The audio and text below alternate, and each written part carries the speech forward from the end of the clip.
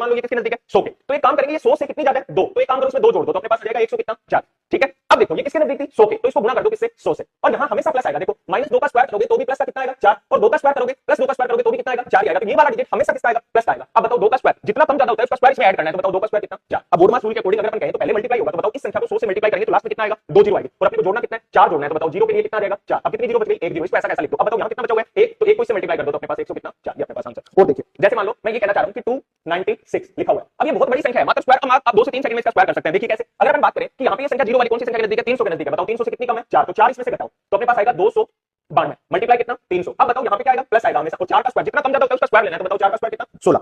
अब मैं किसी भी संख्या को 300 से मल्टीप्लाई करूंगा तो आपको पता है लास्ट में कितने जीरो आएंगे 2 जीरो आएंगे, अपने को जोड़ना 16 है तो लास्ट में आ जाएगा 2 जीरो के लिए कितना 16, लास्ट में जोड़ेंगे 2 जीरो के नीचे जोड़ेगा 16 तो अपने पास 16 आ जाएगा। अब 3 को मल्टीप्लाई कर दो, 3 को 2 से 6, 9 को 3 से 27, और 3 को 2 से 6, 6 और 2 8, ये अपने पास आंसर।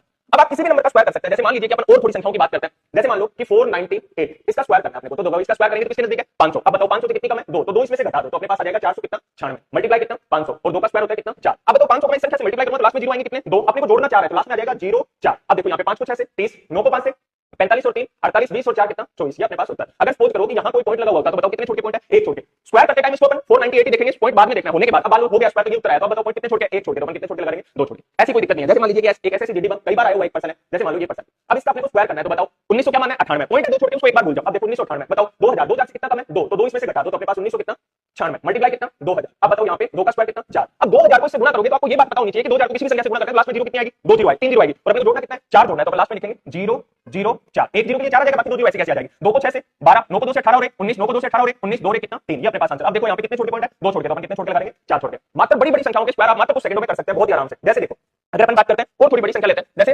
3984 मान लीजिए ये, अब बताओ इसका स्क्वायर करते हैं बहुत बड़ी संख्या, अचानक से आप देखोगे तो इसका स्क्वायर नहीं कर सकते, और ये पेपर में आ भी जाता है कई बार, तो अपने को स्क्वायर करना मात्र कुछ सेकंड